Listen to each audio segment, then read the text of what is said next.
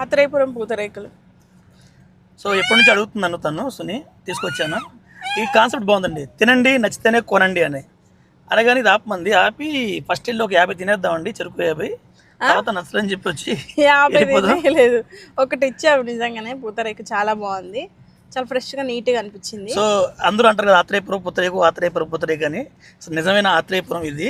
ఇక్కడ పూతరేకులు ఎలా చేస్తారు లైవ్లో చెప్పండి అమ్మా. ఇప్పుడు ఇది జేబియ్యంతో చేస్తారండి. జైబియ్యంతోనా? జేబియ్యం నానబెట్టండి, గ్రైండర్లో లేకపోతే దోశల పిండి లాగా వస్తుంది.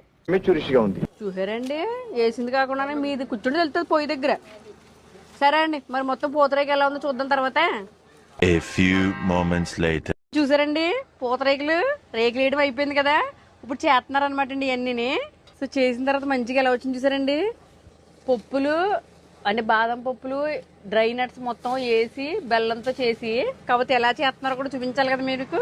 రేకుల తర్వాత చూసారా లేయర్ బై లేయర్ వేస్తున్నారు అనమాట అండి. ఇదేమో గీ, చూసారా బెల్లం, ఎంత ఫైన్గా ఉంది చూసారా పౌడరు. మనం వాడతాం ఇంత రాళ్ళు పెట్టేసి, చూసారా ఎంత మెత్తగా ఉందో. అలా వేసి చుట్టేసి మనకు రెడీ చేసి ఇస్తారండి. మొత్తం బెల్లం పాకింది.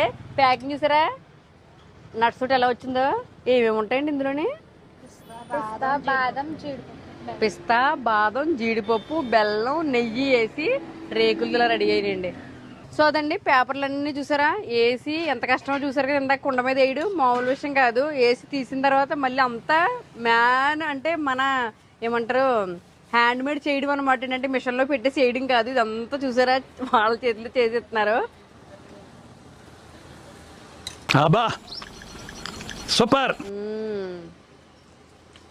అదా ఎన్ని రకాల పప్పులు ఉన్నాయో, తగులుతుండే భలే ఉందండి. పూతరేకు అదిరిపోయింది. థ్యాంక్స్ అండి మా కోసం చూపించినందుకు. Thank you.